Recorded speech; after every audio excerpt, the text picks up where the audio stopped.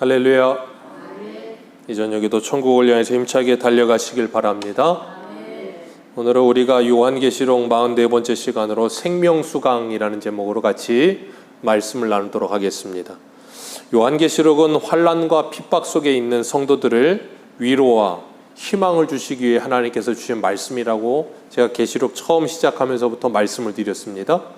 계시록의 말씀은 어려운 말씀이 아니고 환난과 핍박 가운데 있는 성도들 누구든지 이 말씀을 들으면 다 이해할 수 있는 말씀으로 주셨고, 또한 이 말씀은 믿음을 지키는 성도들에게는 위로와 소망을 주는 말씀이요, 하나님을 믿지 않는 자들에게는 하나님의 무서운 심판의 말씀이라고 늘 말씀을 드립니다.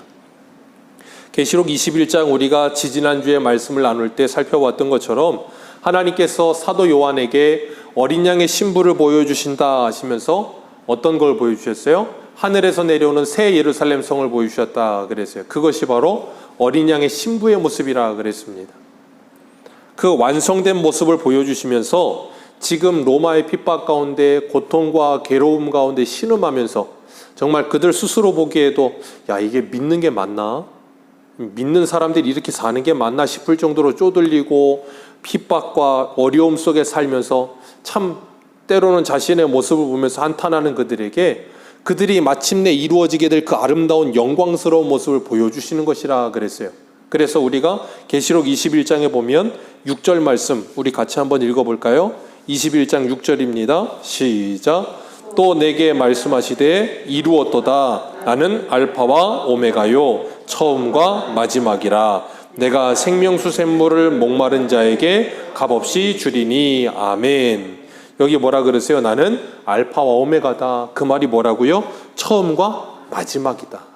내가 시작했으면 반드시 완성할 거다. 그래서 이루었도다 그러신다 그랬잖아요. 그렇게 만들어내고 말 테니까 너희들이 지금 그 과정 속에 있다고 해서 낙심하거나 좌절하지 말라고 하셨어요. 우리는 그 과정 속에 있을 때 하나님의 큰 그림이 우리의 눈에는 보이지 않기 때문에 낙심할 때가 있어요. 좌절할 때가 있어요. 그렇기 때문에 하나님은 우리들에게 내 지금 당장의 현실의 모습만 보면서 우리의 눈이 이렇게 되어 있는 모습을 뭐하게 하시냐면 말씀을 듣고 있는 가운데 마치 우리가 당사자의 모습에 있는 것이 아니라 한 발자국 떨어진 타자의 모습이 돼서 3인칭 시점에서 이렇게 거시적으로 모든 걸 보게 하신다 그랬어요. 그럴 때 우리의 인생을 넓게 그리고 멀리 바라보게 되면 우리가 뭐하게 돼요? 그 지금 당면에 있는 문제와 현실 앞에서 우리가 좌절하거나 낙심하거나 포기하지 않고 뭘 가져요? 소망을 가지게 된다 그랬어요. 그게 바로 우리의 시선이 나의 시선에서 하나님의 시선으로 옮겨지는 거예요.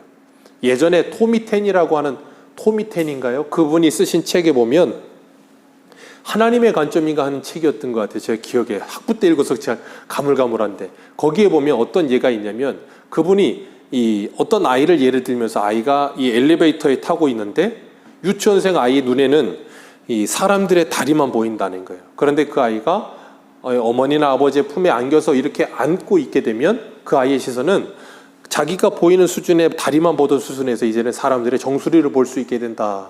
뭐 그런 표현의 글귀가 있었어요. 그게 뭐냐면 우리가 우리의 수준에서 바라보게 될 땐 우리가 바라보는 게 전부인 것처럼 보이지만 하나님께서 우리의 시선을 옮겨주시면 하나님의 관점에서 세상을 바라볼 수 있다는 거예요. 우리가 조금만 이 백운산을 등산만 해봐도 알 수 있잖아요. 현실 속에 내가 보고 있는 시선과 저 조그만 250m인가요? 밖에 안 돼요. 높이가. 그렇게 낮은 산이지만 저 위에 올라가서 내려다보는 영종도는 전혀 다른 관점이에요. 그리고 그 위에 하늘에서 비행기를 타고 밑에 내려보면 정말 영종도가 손바닥만해 보입니다. 그렇게 작은데 우리는 그 안에서 뭐예요? 지지고 볶고 싸우고 살지요.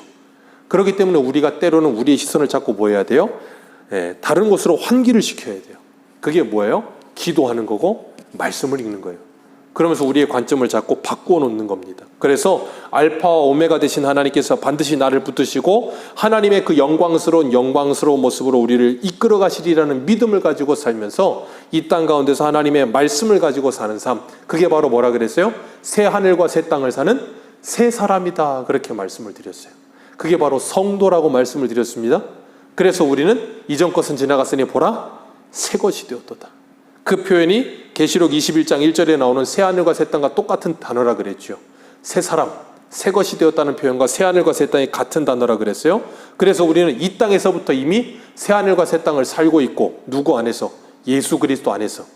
그래서 요한복음 17장 3절은 아버지와 그 보내신 아들 예수 그리스도를 아는 것이 뭐라고요? 영생이다 라고 말씀하시는 거예요. 그러니까 우리는 예수 그리스도 안에서 이미 영생을 살고 있어야 되는 겁니다. 그렇게 새 사람이 되어 이 땅을 살게 되어지는 사람들, 그런 삶을 사는 사람들에게는 아버지의 영광과 예수 그리스도의 빛이 우리를 비추어 주신다 그랬어요. 그 빛이 우리를 비추고 계시기 때문에 우리는 다른 길로 가지 않는 거예요. 영적인 눈을 뜬 사도 바울이 에베소서 1장에서 에베소 교회 성도들을 향해서 그 지혜와 계시의 영이 그들의 마음의 눈을 밝히사, 그런 기도가 나온다 그랬잖아요. 그런 마음의 눈을 밝혀주시면 우리가 다른 길로 가지 않는 거예요. 그래서 시편 119편 105절에는 주의 말씀은 내 발의 등이요 내 길의 빛이니이다. 그 말씀 안에 거하는 삶을 살 때 우리는 다른 길로 가지 않고 하나님의 영광을 향해 나아갈 수 있게 되는 거예요. 그것을 위해 하나님께서 우리를 부르셨다는 걸 기억하시길 바랍니다. 오늘은 이 생명수 강에 대해서 말씀을 나눌 텐데, 우리가 이 역사 시간에도 배우기는 하지만 세계 4대 문명이라는 걸 배웁니다. 그죠? 옛날 기억나십니까? 세계 4대 문명 해가지고 뭐 메소포타미아 문명, 황하 문명, 그리고 이집트 문명, 그리고 인더스 문명, 그렇게 해서 4가지 문명 있잖아요. 그 4가지 문명에는 뭐가 있어요? 4가지 강이 있죠. 황하강, 나일강, 그리고 인더스강, 그리고 메소포타미아 뭐예요? 유브라데스 강인가요? 티그리스인가요? 티그리스인지 유브라데스인지 아무튼 강 이름이에요. 어쨌든 중요한 건 세계 4대 문명은 이 세계 큰 4개의 강을 중심으로 해서 문명이 발달했다는 거예요. 우리나라도 그래서 우리나라가 발전했을 때 전 세계 사람들이 우리나라를 지목하면서 뭐라 그랬어요? 한강의 기적이다 그랬잖아요.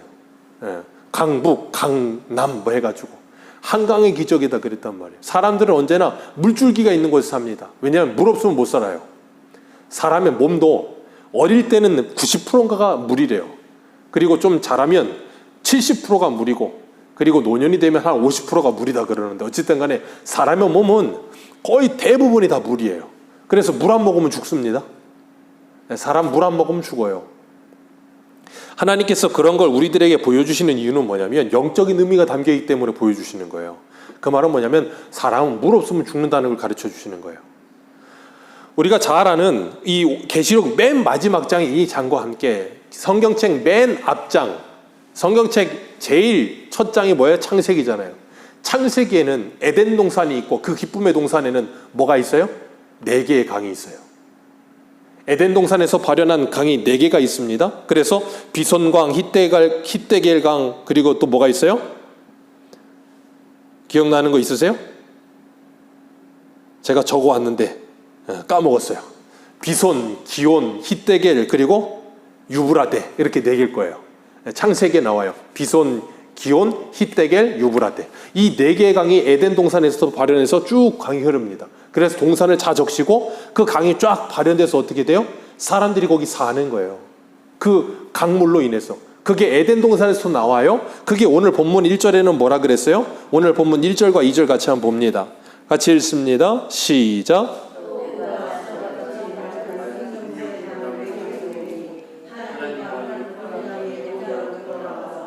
길 가운데로부터 흐르더라. 광 좌우에 생명나무가 있어 12가지 열매를 맺되 달마다 그 열매를 맺고 그 나무 잎사귀들은 만국을 치료하기 위하여 있더라. 아멘.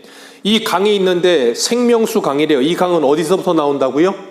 하나님과 어린 양의 보좌에서부터.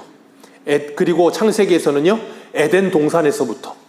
그 에덴 동산에 누가 계시는데요? 하나님과 그 어린 양. 그러니까 이 물은 어디서부터 나오는 물이냐면 하나님으로부터 흘러나오는 물이에요. 그 물은 생명수 강이 되어서 사람들을 살리는 생명이 된다는 거예요. 그래서 예레미야 선지자도 예레미야 2장 13절에 보면 내 백성이 2가지 악을 행하였는데 곧 그들이 생수의 근원 대신 나를 버린 것과 스스로 웅덩이를 판 것인데 그것은 그 물을 가두지 못할 터진 웅덩이니라. 하나님께서 하나님 스스로를 생수의 근원이다라고 말씀하세요. 그렇기 때문에 하나님을 떠난, 그리고 그 물을 찾으려고 스스로 웅덩이를 파는 사람들은 그 웅덩이가 터진 웅덩이라 그 물을 담을 수가 없는, 그렇기 때문에 사람들은 항상 뭘 해요? 갈증을 느끼는 거예요. 우리가 그렇잖아요. 과학자들도 그럽니다. 사람들이 물을 먹어야지 물 대신 대체 음료로 음료수나 커피를 먹으면 사람이 탈수 증상이 온대요. 참 신기하게 음료수도 그렇고 커피도 그렇고 다 물입니다. 거의 대부분이 물이고 거기에 조금만 첨가되어 있는 거예요. 근데 그걸 먹으면 사람이 계속 갈증을 느낀대요. 그리고 나중에 탈수 증상이 온대요. 참 신기한 몸이에요, 인체는. 그러니까 생수를 먹어야 돼요. 생수를 안 먹으면 안 돼요. 그런 것처럼 하나님은 생수의 근원이 된다라고 말씀하세요. 그렇기 때문에 우리는 하나님이 주시는 물을 먹지 않으면 우리는 뭐예요? 죽는 거예요. 그러니까 이 세상의 사람들은 스스로가 자기가 생수를 찾으려고 하고 자꾸 생수가 아닌 다른 생수랑 비슷한 물같이 느껴지는 음료수나 다른 무엇인가를 자꾸 먹기 때문에 뭘 해요? 갈증을 자꾸 느끼는 거예요. 그래서 세상 사람들은 일평생 죽는 날까지 뭐예요? 그 갈증 때문에 갈증을 해소하고 싶어서 여기저기 기웃거리다가 나중에는 목말라서 죽는 거예요. 그게 이 세상이에요. 오늘 본문 1절과 2절의 말씀이 구약에도 나오는데 우리 한 군데만 읽어봅니다. 에스겔 47장. 에스겔 47장을 한 군데만 읽겠습니다. 에스겔 47장. 구약성경 1227페이지.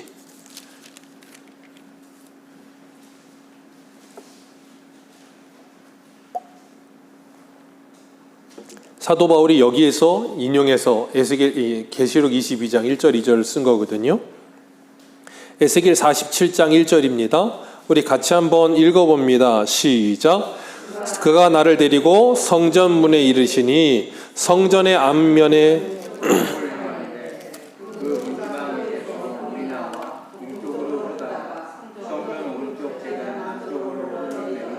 아멘. 여기 보니까 뭐예요? 성전 문에 이르니 성전 앞면에 동쪽을 향하여 문지방 밑에서 뭐가 흘러나와요? 물이 흘러나온대요. 그 성전에 누가 계시는데요? 하나님. 이게 지금 에스겔이 본 환상이에요. 그래서 에스겔 이 48장 맨 마지막 35절 같이 한번 읽어볼까요? 같이 읽습니다. 시작. 그 사방의 합계는 18,000척이라. 그날 후로는 그 성읍 이름을 여호와 삼마가 뭐예요?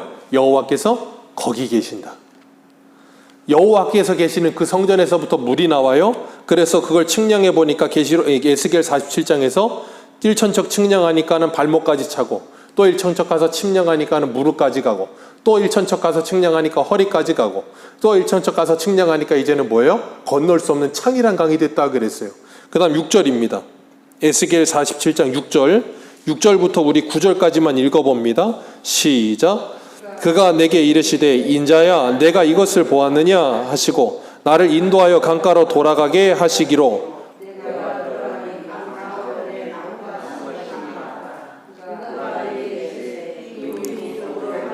흘러 아라바로 내려가서 바다에 이르리니 흘러내리는 물로 그 바닷물이 거기까지만 읽습니다.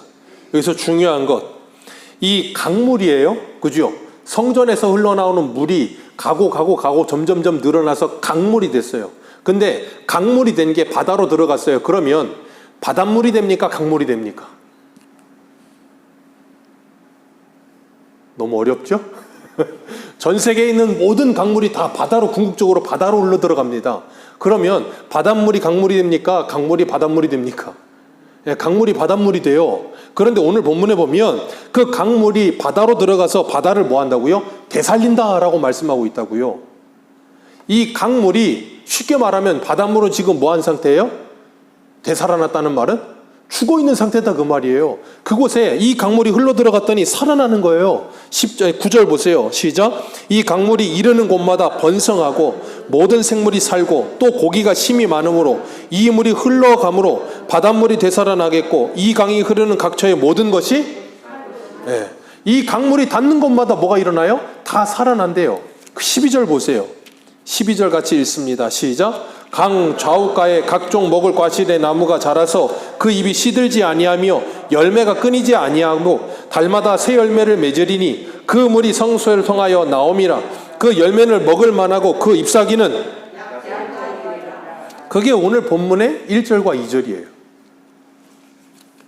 그 약재료가 되는 잎사귀, 그 물 어디서 나온다고요? 성전에서. 그 성전이 누구 계시는데 오늘 본문에서는 하나님과 어린 양. 거기서부터 흘러나오는 물이 뭔데요? 생명수강. 이재록이 씻은 물이 아니고 하나님과 예수 그리스도에게서 흘러나오는 생명수강. 그걸 먹는 자 어떻게 된다고요? 되살아나리라. 그리고 그 강 좌우에는 생명나무가 있어서 항상 열매가 가득하고 그 잎사귀는 어떻게 된다고요? 계시록 47장에 있는 것처럼, 에스겔 47장에 있는 것처럼 약재료가 되리라. 그래서 만국을 치료하는 재료가 되리라. 그렇게 말씀하고 계시는 거예요. 이걸 예수님은 요한복음에 뭐라 그러시냐면, 우리 한 군데 더 봅니다. 요한복음 7장을 한번 보세요. 요한복음 4장입니다. 4장.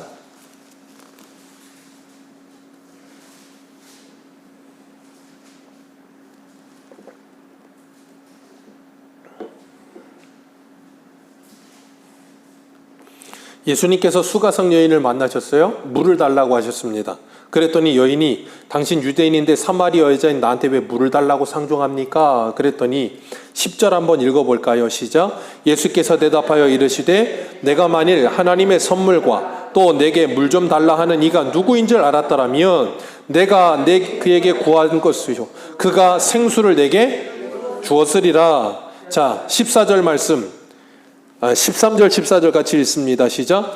예수께서 대답하여 이르시되 이 물을 마시는 자마다 다시 목마르려니와 내가 주는 물을 마시는 자는 영원히 목마르지 아니하리니 내가 주는 물은 그 속에서 영생하도록 솟아나는 샘물이 되리라. 아멘.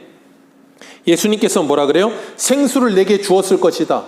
그 생수를 먹는 자 뭐 한다고요? 다시 목마르지 않을 것이다.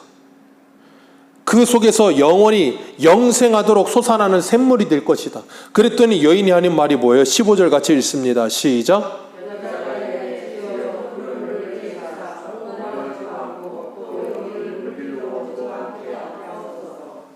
이 여인은 예수님께서 내가 주는 물을 먹는 사람은 영원히 목마르지 않는다 그랬더니 뭐라 그래요?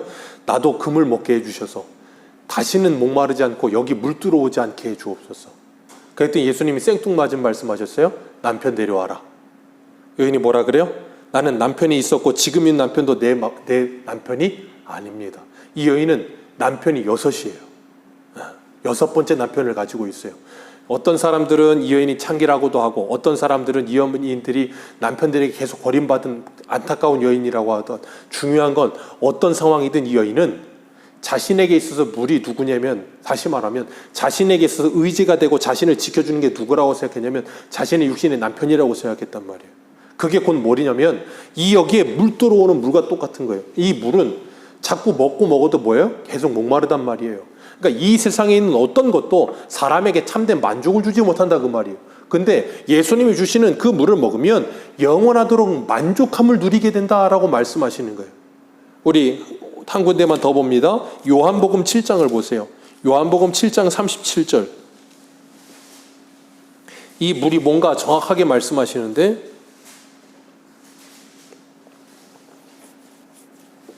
요한복음 7장 39절 37절부터 39절까지 읽겠습니다. 시작. 명절 끝날 곧 큰 날에 예수께서 서서 외쳐 이르시되 누구든지 목마르거든 내게서 와서 마시라.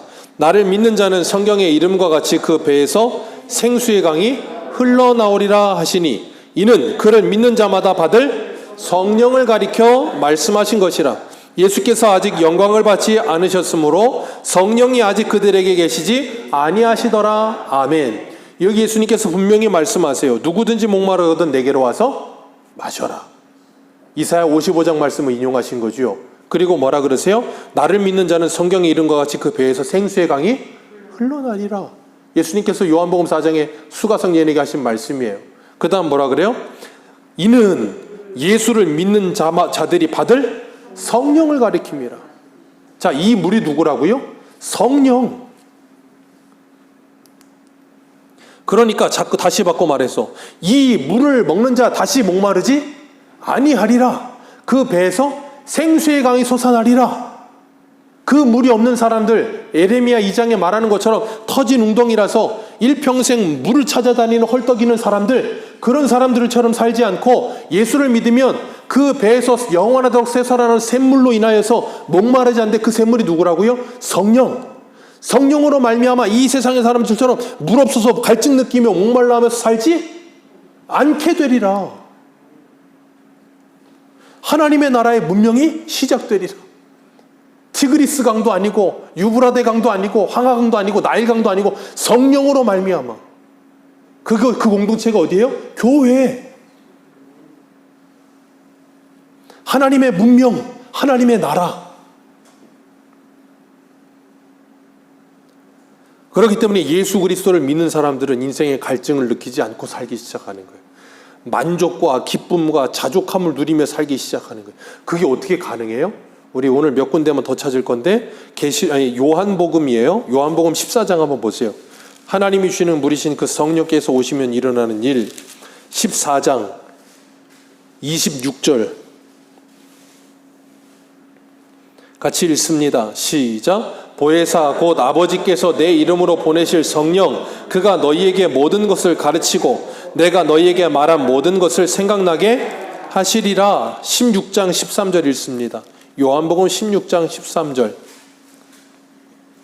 같이 읽습니다. 시작. 그러나 진리의 성령이 오시면 그가 너희를 모든 진리 가운데로 인도하시리니 그가 스스로 말하지 않고 오직 듣는 것을 말하며 장래일을 너희에게 알리시리라. 아멘.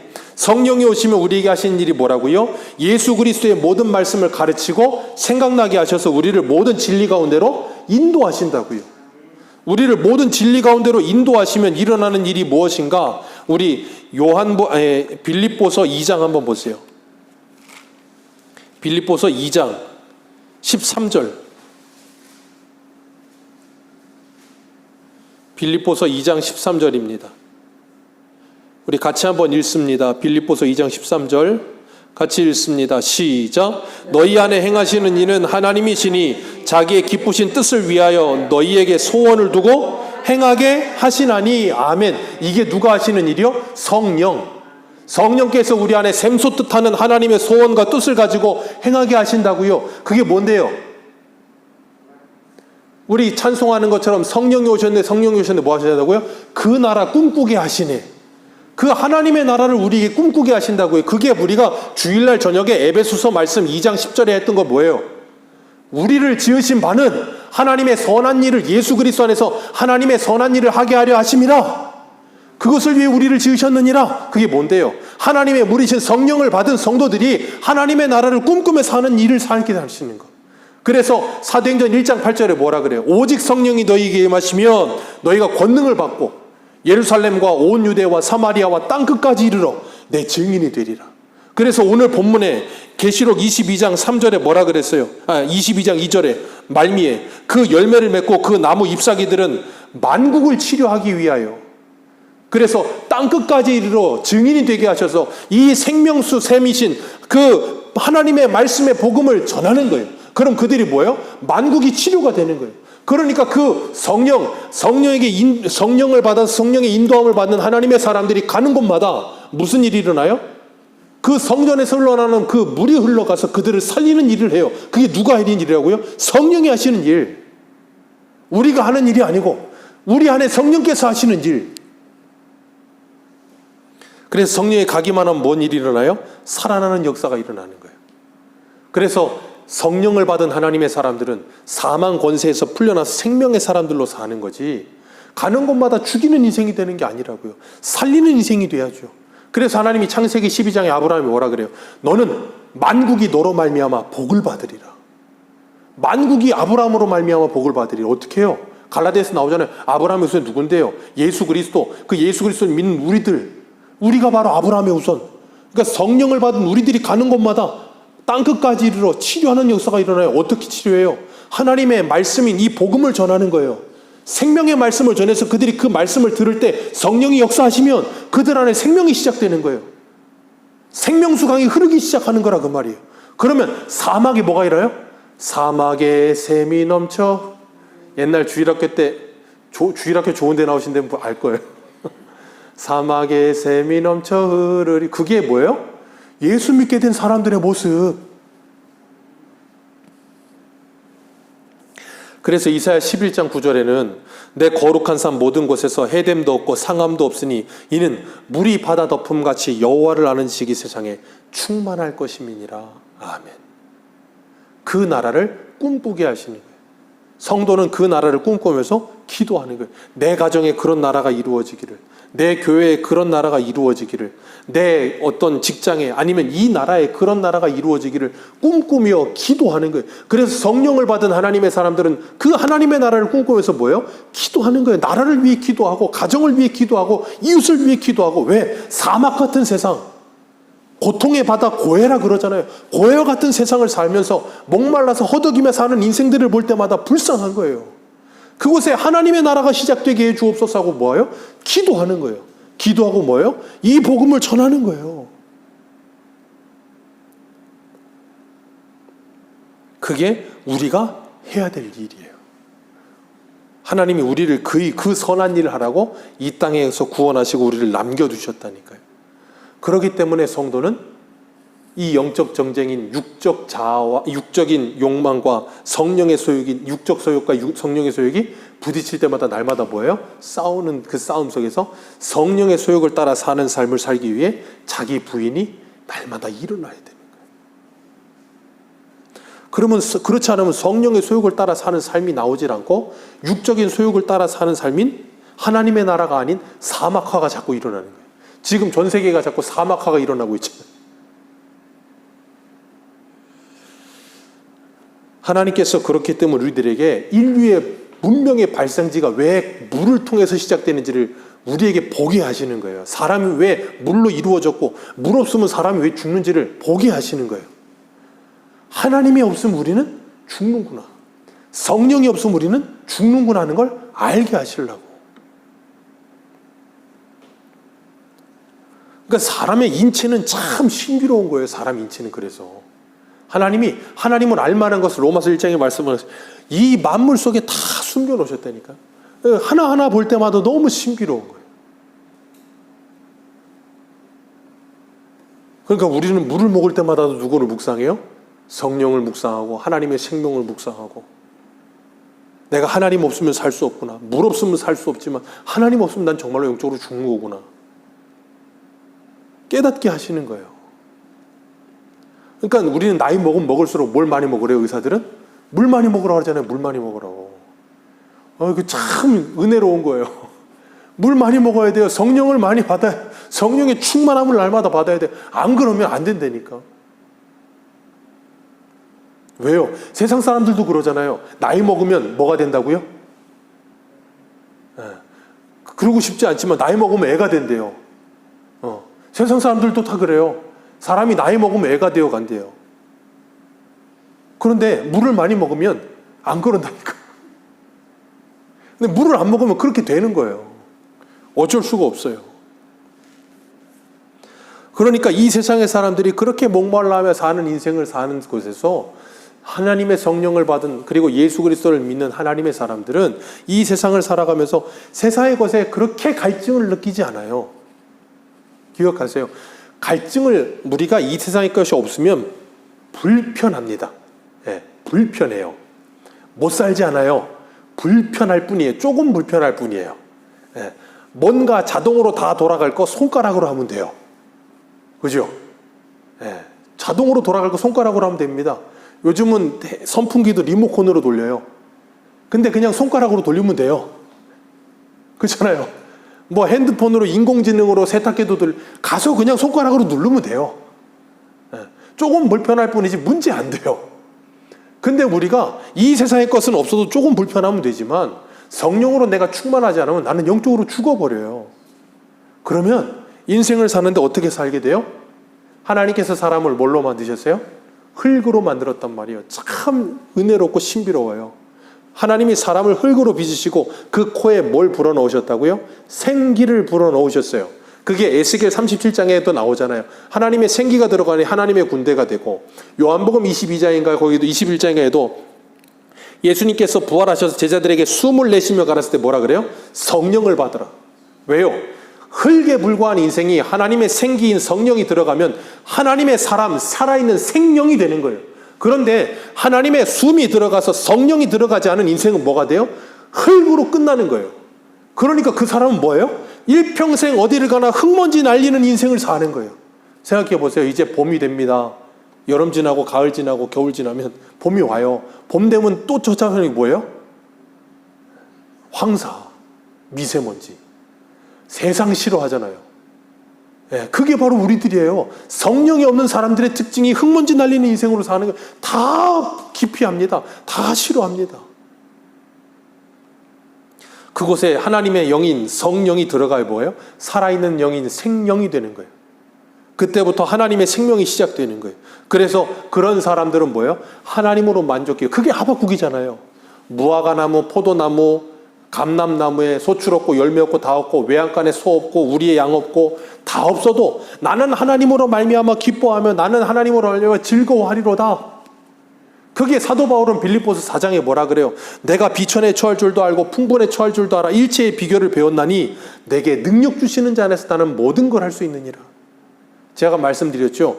내게 능력 주시는 자 안에서 모든 걸 할 수 있다는 말은 우리가 슈퍼맨이 된다는 말이 아니라 그랬어요.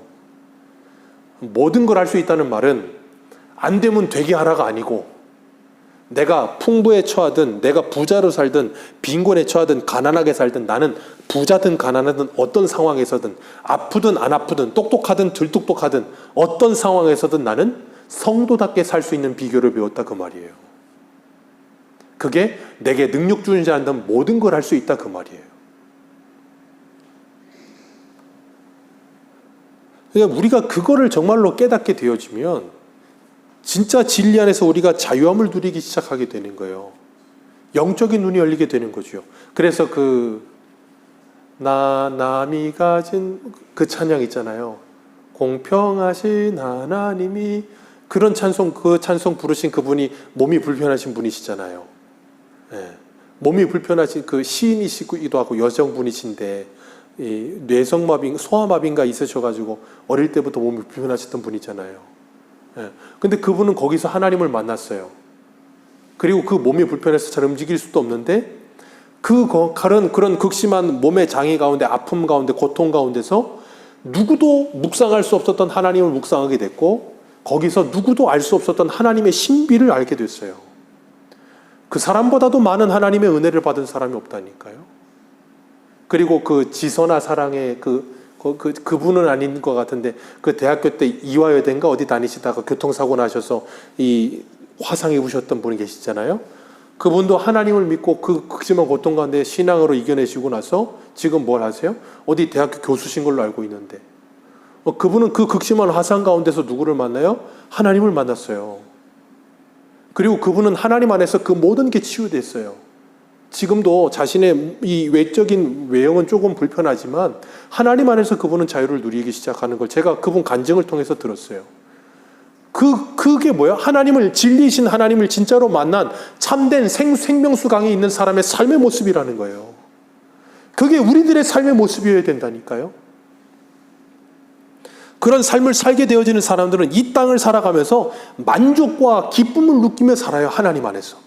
감사가 넘치는 삶을 살아요. 근데 그게 없는 사람은 일평생 왜? 목마르니까. 원망과 불평과 짜증이 나와. 왜? 목마르니까. 사람이 배고프면 예민해집니다. 여름에 덥고 푹푹 찌는데 목마르면 신경질 막 납니다. 왜 그래요? 물이 없어서 그런 거예요. 그러니까 우리 주변에 그런 분들이 보이시면 어떤 생각을 하셔야 되냐면 의구가 아니고 아유 목마르구나. 그리고 뭐 해야 되면 기도해 주셔야 돼요.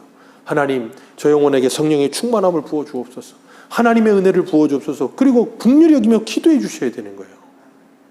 그 사람도 나랑 다를 게 없어. 나는 지금 물을 먹어서 성령 안에서 지금 충만하니까 이러고 있는 거고 그 사람은 목마른 것뿐이야. 하나님이 성령을 충만히 주시면 그 사람도 똑같아진다니까요. 그렇기 때문에 우리가 이 땅을 살아가면서 참된 하나님이 주시는 이 물 가운데 거하는 사람들은 열등과 교만이라는 게 사라지는 거예요. 그때부터. 그래서 아모스서 8장 11절에 보면 이런 말씀이 있어요. 주 여호와의 말씀이니라 보라 날이 이를지라 내가 기근을 땅에 보내리니 양식이 없어 주림이 아니며 물이 없어 가람이 아니요 여호와의 말씀을 듣지 못한 기갈이니라. 그런 때가 올 것이라.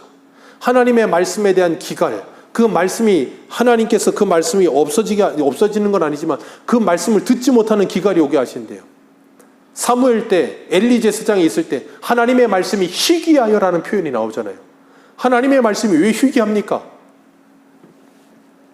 두 가지 이유예요. 하나님이 말씀하시지 않기 때문이고, 또 하나의 이유는 뭐냐면 하나님이 말씀하시는데도 사람들이 그 말씀에 귀를 닫아버려서 말씀을 듣지 않는 거예요. 그러니까 하나님의 말씀이 희귀한 거예요. 오늘날도 똑같아요. 하나님의 말씀이 희귀합니다. 왜요? 하나님의 말씀에 관심이 없어요. 그런 세상에 우리는 뭐 해야 돼요? 하나님의 말씀을 전해야 되는 거예요. 그렇기 때문에 우리가 은혜가 없을 때 어떻게 해야 돼요? 그 생명수 강으로 나와야 되는 거예요. 그래서 주님께서 이사야 55장에 뭐라 그래요? 돈 없는 자, 목마른 자, 배고픈 자 와서 먹어라. 값없이 돈 없이 와서 사라. 그게 뭐라고요? 와서 들어라. 들으면 너희들이 기름진 것을 먹을 것이고 너희 영혼이 살아날 것이다. 하나님의 말씀을 들으면 너희들이 성령으로 말미암아 충만해질 것이다 라고 우리에게 말씀하시는 거예요. 그 상태가 뭐예요? 여호와 샬롬. 여호와 샬롬이 이해하기 쉽게 풀자면 하나님과 좋은 사이예요. 그게 여호와 샬롬이에요. 하나님께로부터는 평화. 하나님께부터 어떻게 평화가 옵니까? 누가복음 1장에 뭐라 그래요? 위로는 하나님께 영광이요 땅으로는 평화로다. 누가요? 예수 그리스도가 오시니. 여호와 샬롬이 누구예요? 예수 그리스도.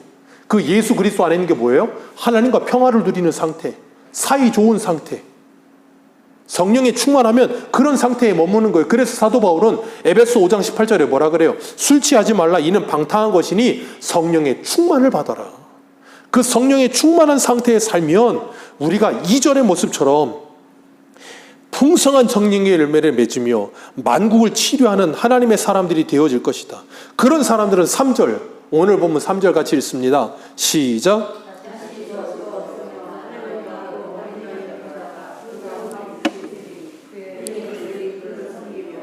아멘. 다시는 뭐가 없으며? 저주가 없으며. 기억하십시오. 우리 모두에게는 저주가 없습니다. 기억하세요. 이 세상에 존재하는 예수 그리스도를 진실로 믿는 모든 사람에게는 저주가 없습니다. 잘 기억하세요. 저주가 없어요. 저주는 뭐냐면 하나님 밖에 있는 게 저주예요. 예수 그리스도 밖에 있는 게 저주예요.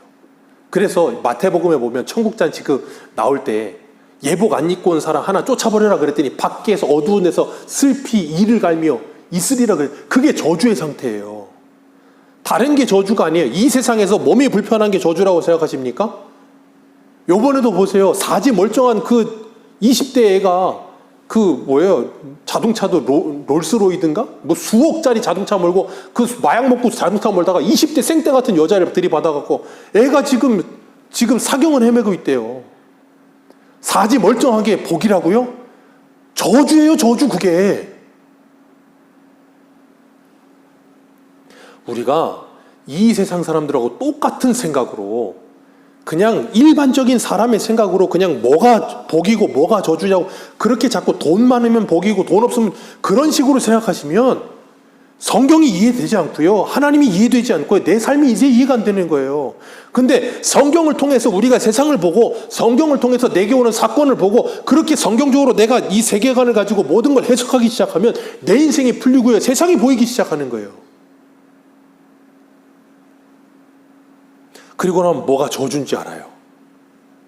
그래서 말라기 2장 2절에 뭐라 그래요? 너희 안에 하나님의 말씀이 없는 게 저주라 그러시잖아요.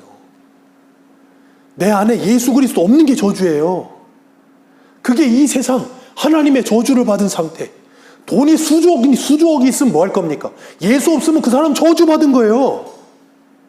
돈이 하나도 없어도 그게 부자와 나사로잖아요. 상처 입어서 개가 그 전대를 핥으며 먹을 거 없었다가 죽었는데 그 사람 천국 갔어요. 그 사람이 복 받은 거예요. 그래서 4절에 뭐라 그래요? 그 얼굴을 볼 터인데 그 이마에 뭐가 있다고요? 그의 이름도 그마에 있으리라. 그 이름이 뭐예요? 계시록 14장에 나오죠. 계시록 14장 1절에 그 이마에 어린 양과 아버지의 이름이 쓴 것이 있을 것이라. 하나님의 자녀됨, 그게 뭐라고요? 복.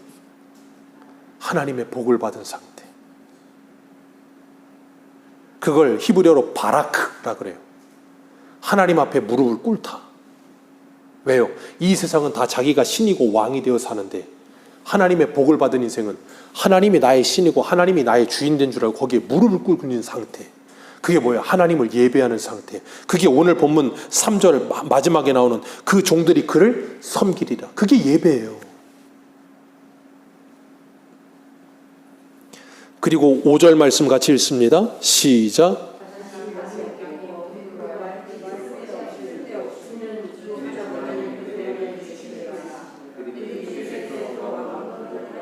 아멘. 아버지의 영광과 예수 그리스도의 등불이 비춤으로 빛이 필요 없어요. 그리고 하나님이 그들을 비추심으로 그들이 세세토록 뭐예요? 왕노릇하리로다. 그 왕노릇이 뭐예요? 하나님 아버지의 아름다운 통치를 받은 상태. 그래서 우리가 이 땅에서 왕노릇하는 삶을 사는 거라 그랬잖아요. 그런 삶을 살면서 우리는 뭐예요? 저주 속에 갇혀서 생명수 강이 없어서 늘 목말라하며 살아가고 있는 그 저주 속에 있는 인생들에게 뭐예요? 하나님의 복이신 예수 그리스도를 말씀을 통해서 복음을 전해주는 거예요. 복된 소식을. 그걸 전도, 선교라고 부르는 거예요. 그러면 그들을 위해 기도해 주는 거예요. 그들도 나와 같은 이런 복을 받은 상태가 되기를. 그런데 내가 그런 복을 받은 상태가 아니면 그들에게 전해줄 게 없는 거예요. 그냥 하는 건 뭐냐면 나 고통 속에 있는데 나처럼 나 혼자 받기 싫으니 너도 와서 고통받아라 밖에 안 되는 거예요. 그럼 뭐라 그래요? 너나 받아라 그런다니까요, 세상 사람들은. 그렇기 때문에 우리가 주일 저녁에 에베소 말씀처럼 하나님이 우리를 하나님의 작품으로 만들어 놓으시고 그 작품답게 살도록 우리를 선한 일을 위해 지으셨음을 기억하며 그 하나님의 영광을 드러내면서 이 땅에서 그 하나님의 빛을 아름답게 바라는 삶을 사는 것. 어떻게 해요? 전도로, 선교로, 아니면 우리의 아름다운 삶으로, 아니면 구제와 봉사로, 아니면 우리가 입을 열어 전도하는 이 말씀 선포로, 어떠한 모양, 어떠한 방법으로든 성령의 인도함을 받아 아름답게 열매가 풍성하게 맺혀지며 그들을 치료하는 일에 쓰이는 하나님의 일꾼들이 되는 거예요. 그게 뭐예요? 하나님의 작품들. 그 아름다운 하나님의 사람들 되셔서 이 땅에서부터 하나님의 성령의 충만함을 받아 그 하나님이 주시는 놀라운 하늘의 복을 날마다 누리며 그 복을 자랑하는 저와 여러분들 되시기를 축복합니다. 기도하겠습니다.